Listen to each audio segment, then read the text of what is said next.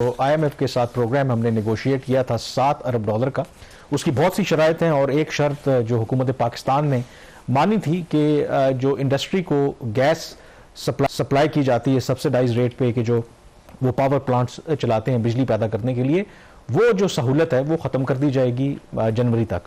लेकिन अब हमने पिछले हफ्ते भी ये डिस्कशन की थी, इस इशू को हाईलाइट किया था कि वजारत पेट्रोलियम जो है वो खुश नहीं है वजारत ख़जाना से कि उनको ऑन बोर्ड नहीं लिया गया और एकदम से ये गैस सप्लाई कट करने से मामला जो है वो काफ़ी ख़राब हो सकते हैं। अगेन इस हफ्ते सुना है कि एक मीटिंग हुई है प्राइम मिनिस्टर हाउस में, तो क्या कोई ब्रेक थ्रू हुआ है उसमें? क्या कन्विंस करने में कामयाब हो पाई है वजारत ख़जाना मिनिस्ट्री को? कामरान, जो एक चीज़ हम पहले दिन से कह रहे हो, गालबन हम वो पहले थे, हमारा प्रोग्राम पहला था, इसमें हमने कहा था कि ये जो IMF का प्रोग्राम है ये जल्दबाजी में साइन हुआ है, नेगोशिएट हुआ है, ये इम्प्लीमेंटेबल नहीं है। हम जर्नलिस्ट हैं, मामूली से छोटे से सहाफ़ी, हमारी बात कौन सुनता है? लेकिन अब पहले फेडरल बोर्ड ऑफ रेवेन्यू सामने आया कि जी ये कौन से अहदाफ आपने हासिल कर लिए, आपने मान लिया IMF से हम तो हासिल ही नहीं कर सकते। और एक मैसिव मैं तीसरी दफ़ा भी इस्तेमाल कर लूँ, मैंने लास्ट टाइम 3 दफ़ा इस्तेमाल किया था, फाइनेंस मिनिस्टर नाराज़ हो गए थे। मैसिव रेवेन्यू शॉर्टफॉल आ चुका है। अभी जो नंबर सामने आए हैं अक्टूबर तक के, बल्कि नवंबर तक की कलेक्शन के, तो मामला इनका आउट हो चुका है ऑलरेडी। वो एक और डिबेट है कि बजट मिनी बजट कब आएगा और कब नहीं आएगा, उसके ऊपर हम एक सेपरेट करेंगे डिस्कशन। दूसरा, इसके अंदर सूबों की तरफ से भी इतराज़ है कि ये आपने कौन सी शराइत मान ली, ये वाली तो हमने कहा भी नहीं था। प्राइवेटाइजेशन कमीशन की तरफ से भी कुछ प्रॉब्लम्स आ रही है, उसके ऊपर अब हम डिटेल में बात करें। अब जो पेट्रोलियम डिवीजन की बात हमने पिछले हफ्ते की थी, पेट्रोलियम डिवीजन ने प्राइम मिनिस्टर के सामने कह दिया जी कि ये जो शर्त मानेंगे, हमारा तो इस तरीके से हम ऑन बोर्ड ही नहीं थे। फिर PM ने कहा कि घर बैठ के अपना मसला हल करो। जुमेरात को फिर एक और मीटिंग हुई, और इस दफ़ा ये मीटिंग प्राइम मिनिस्टर ऑफिस में नहीं हुई, ये मीटिंग हुई A ब्लॉक में। वहाँ पे जो 4 वज़रा हैं वो बैठे सर जोड़ के, अब इसका क्या करना है। मसला क्या है जी कि 31 जनवरी तक जो आप इंडस्ट्री को गैस देते हो बिजली बनाने के लिए, वो आपने मुनक़ता करनी है और उनको आपने शिफ्ट करना है नेशनल ग्रिड के ऊपर। Petroleum minister, power minister, commerce minister और फाइनेंस मिनिस्टर और इनके जो मुतलका हुकाम है वो सारे बैठे। फिर वही झगड़ा वहाँ पे पड़ा जी, एक दूसरे के ऊपर ब्लेम गेम हुआ कि आपने हमसे पूछा नहीं, आपने हमें बताया नहीं, उस वक्त आपने क्यों नहीं कहा, अब आप क्यों इतराज़ कर रहे हैं, और नतीजा फिर भी नहीं निकला। 2 चीज़ें बहरहाल उस मीटिंग से जो कल वाली थी उससे सामने आई हैं। एक तो ये कि अगर एक बीच में ये बात चल रही है कि फिर अगर आप 31 जनवरी को नहीं आप कर सकते तो फिर कब करेंगे, तो अब ये शायद ये बात हो रही है कि आप 30 जून तक इसको ले लें, एक्सटेंशन ले लें IMF की।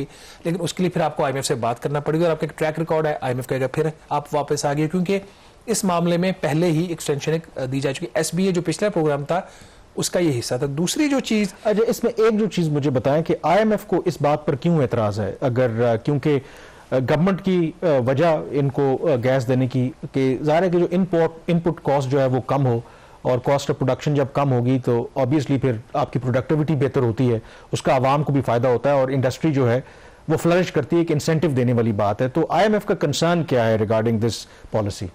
देखिए, IMF के 2 फंडामेंटल कंसर्न है। नंबर 1, पाकिस्तान ने कमिट किया हुआ है, वो कहते हैं आप कमिट करते हो और पीछे हट जाते हो।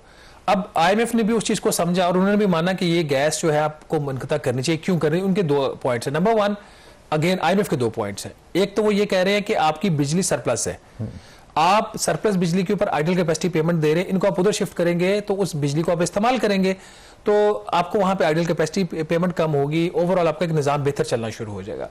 दूसरा, कुछ जो ये कैप्टिव पावर प्लांट्स होते हैं ये ओपन साइकिल होते हैं और कुछ कंबाइंड साइकिल होते हैं। जो ओपन साइकिल पावर प्लांट्स होते हैं उनकी जो एफिशिएंसी लेवल है वो 30-35% है। अगर यही गैस LNG पावर प्लांट्स को दी जाए और वो LNG पावर प्लांट्स बिजली बना के इनको आगे इंडस्ट्री को दें, वो सस्ती पड़ती है। उनकी एफिशिएंसी 60 से 65% है। तो because of better efficiency and the surplus electricity IMF कह रहा है इनको शिफ्ट करो। तो इस उनका अपने लॉजिक और मेरिट्स हैं। अब चूंकि हमारे घर में उस पर इत्तेफाक नहीं है ना, एक तो बात हमने कर ली कि 6 माह वाली। दूसरी चीज़ जो कल सामने की, उन्होंने कहा अगर हम इसको शिफ्ट कर भी देते हैं, कल ये मीटिंग में बात हुई कि हम गैस काट देते हैं इनकी और इनको आप ले जाते हैं बिजली के ऊपर, तो पाकिस्तान में जो पावर सप्लाई है वो स्टेबल नहीं है। तीसरी बात जो हमने पिछले प्रोग्राम में भी की थी कि आपको ज़रूरी नहीं है कि तमाम की तमाम इंडस्ट्री जो शिफ्ट हो जाएगी, क्योंकि बिजली बहुत महंगी है। वो ऑल्टरनेट फ्यूल इंडिपेंडेंट जो सोर्स है, सोलर है, कोल है, कोई और है। अब जैसे हम कल के प्रोग्राम इस पे एक और चीज़ सामने लाएंगे कि अगर ये गैस इधर से हुकूमत काट देती है इनकी, तो फिर एक और हुकूमत की पॉलिसी है जिस वो उसके ऊपर कल बात करेंगे, वो फिर वही गैस वो दोबारा इंडस्ट्री भी ले सकती है, अगेन गैस फिर भी वो ले सकती है, उसके ऊपर कल बात करेंगे डिटेल में। बट ये जो चीजें हैं इसके बाद अभी भी इनका एक कॉमन स्टेटस को है।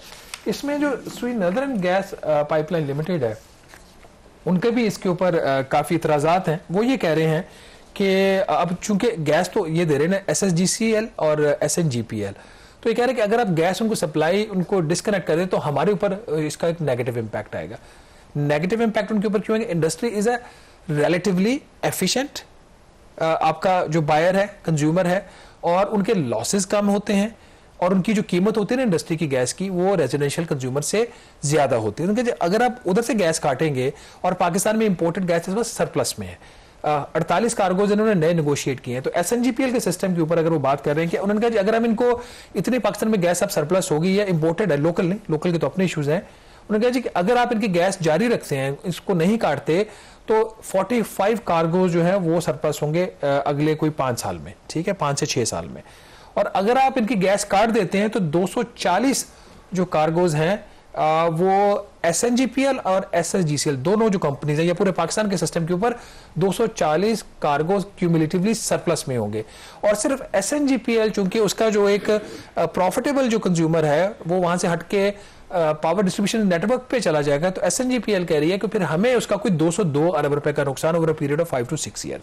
तो ये इसलिए जो मैंने जो वहीं पे बात वापस आ जाती है कि it was not a well negotiated programme, और इन हाउस नहीं इन्होंने एग्रीमेंट अपने कंसेंसस अचीव किया।